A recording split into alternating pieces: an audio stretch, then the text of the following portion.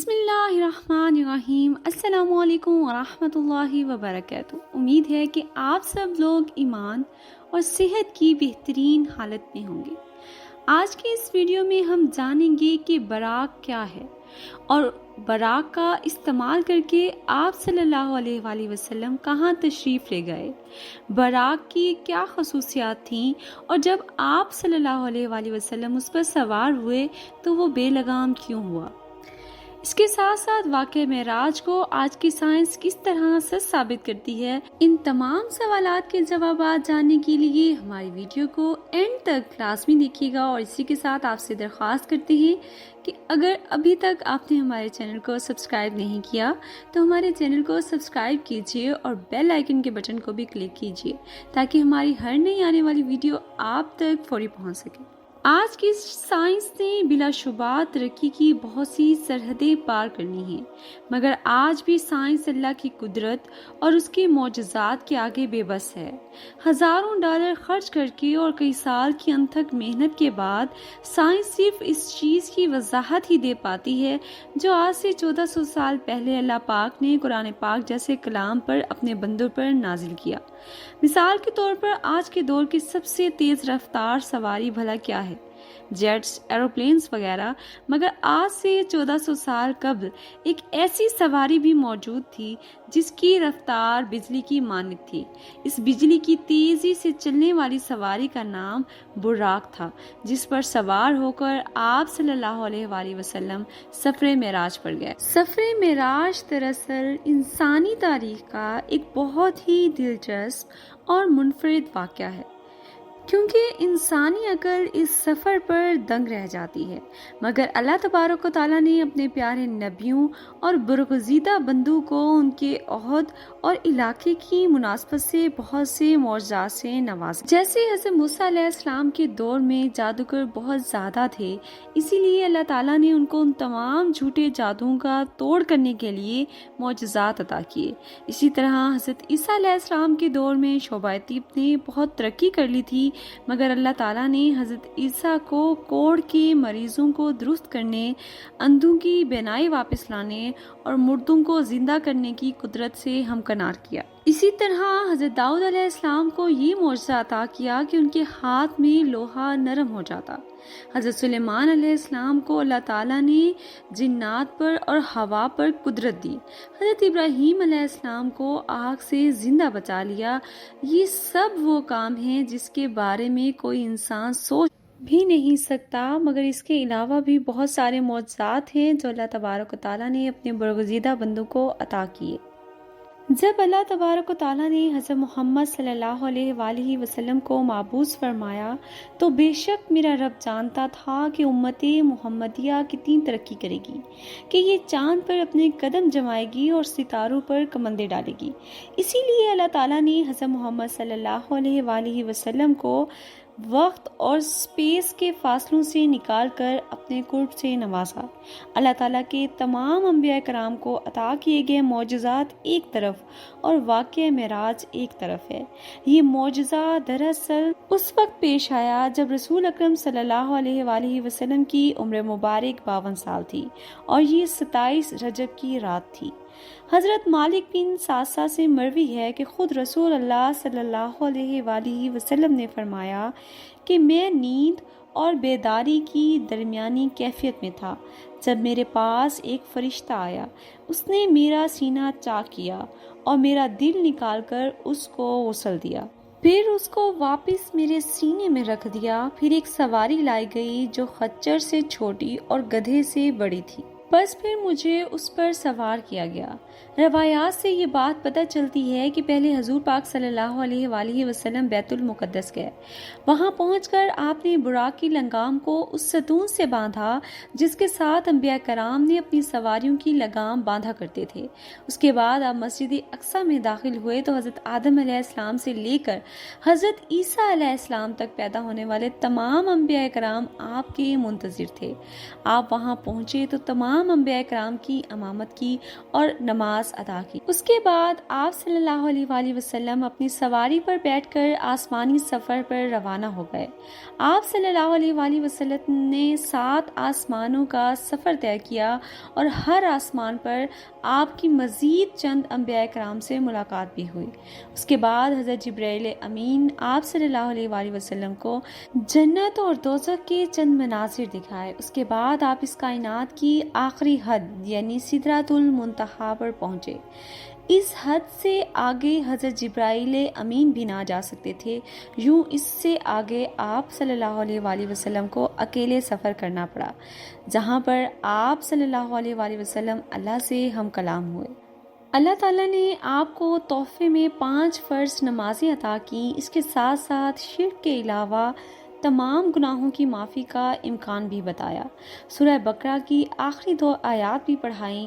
روایات کے مطابق آپ صلی اللہ علیہ وآلہ وسلم کی واپسی اس حالت میں ہوئی کہ آپ کے جسم مبارک پر وضو کا پانی موجود تھا اور آپ کے دروازے کی کنڈی ہل رہی تھی اور آپ کا بستر بھی گرم تھا۔ قرآن پاک کی سورہ اسراء میں اللہ تبارک و تعالیٰ نے واقعہ معراج کو بڑی ہی تفصیل کے ساتھ بیان کیا ہے۔ فرمایا ہے کہ پاک ہے وہ ذات جس نے اپنے بندے کو راتوں رات مسجد حرام سے مسجد اقصیٰ تک سیر کروائی، جس کے ارد گرد ہم نے برکت رکھی ہے تاکہ اسے ہم اپنی چند نشانیاں دکھائیں۔ بے شک وہ سننے والا اور دیکھنے والا ہے۔ معراج کی اس عظیم سفر میں جو آپ صلی اللہ علیہ وآلہ وسلم کی سواری تھی وہ براق تھی۔ کیا ایسی کوئی سواری دنیا میں پائی جاتی ہے؟ علماء کرام کے نزدیک براق لفظ برق سے نکلا ہے۔ برق کا مطلب ہے چمک، بجلی یا روشنی، لہٰذا جو سواری رسول اکرم صلی اللہ علیہ وآلہ وسلم کو سواری کے لیے پیش کی گئی تھی وہ انتہائی چمکدار اور روشن تھی، شاید اسی لیے اس کا نام براق رکھا گیا۔ اگر سائنسی لحاظ سے اس کا مطلب دیکھیں تو براق کا مطلب ہے برق کی جمع یعنی بجلی کی جمع، روشنی جو کہ 1 سیکنڈ میں 3 لاکھ کلومیٹر کے حساب سے سفر کر سکتی ہے اور یہ ہماری دنیا کے گرد 1 سیکنڈ کے اندر 7 چکر لگا سکتی ہے، تو اس کا مطلب ہے براق کی رفتار تو اس روشنی کی رفتار سے بھی کہیں زیادہ تھی۔ اسی لیے علماء کرام نے بھی اس سواری کا نام براق اس لیے دیا کہ بجلی کی چمک کی مانند اس کی رفتار ہے۔ یہ دراصل اتنی تیز سواری تھی کہ اس کی جہاں تک نگاہ پڑتی اس کا اگلا قدم وہاں پڑتا۔ اب ایک سوال ذہن میں آتا ہے کہ اللہ رب العزت نے براق سواری کا انتخاب آخر کیوں کیا؟ اللہ تعالیٰ تو کسی بھی سواری کے بغیر آپ صلی اللہ علیہ وآلہ وسلم کو ویسے بھی سفر معراج کروا سکتے تھے۔ اس بارے میں فارس ابن حجر نے اپنی کتاب فتح الباری میں لکھا ہے کہ اس رات کے سفر میں سفاری کے چناؤ میں بڑی حکمت ہے۔ اللہ چاہتا تو زمین کو ہی سکیڑ دیتا، مگر اللہ نے یہ اس لیے کیا کہ اللہ کے رسول کو اپنے رب سے انسیت ہو، کیونکہ بادشاہ جب مقربین کو اپنے دربار میں بلاتا ہے تو اس کے لیے سواری روانہ کرتا ہے۔ براق سواری کے حوالے سے لوگوں کے اندر بہت سے توہم پرستانہ خیالات اور بدعتانہ عقائد جنم لے چکے ہیں۔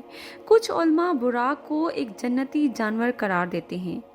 امام ترمذی نے بھی ایک روایت نقل کی جب حضرت جبرائیل امین نے براق کی لگام تھامی اور آپ صلی اللہ علیہ وآلہ وسلم کو اس پر سوار ہونے کا کہا تو براق آپ کو دیکھ کر کانپ اٹھا اور بے لگام ہو گیا۔ تو جبرائیل امین بولے، اللہ کی قسم تو ٹھہر جا، رسول اللہ صلی اللہ علیہ وآلہ وسلم سے پہلے کوئی شخص تجھ پر سوار نہیں ہوا۔ جب آپ صلی اللہ علیہ وآلہ وسلم اس پر سوار ہوئے تو وہ خوشی سے جھومنے لگا۔ ماں کے نزدیک براق کا چہرہ انسانی چہرے کی مانند تھا، انسان ہی کی طرح وہ سننے اور سمجھنے کی صلاحیت رکھتا تھا۔ چند علماء کرام، شعراء اور دیگر بزرگوں نے براق کی جو تصویر کشی کی ہے اس کا تعلق قرآن اور سنت اور حدیث کی کسی بھی کتاب میں موجود نہیں۔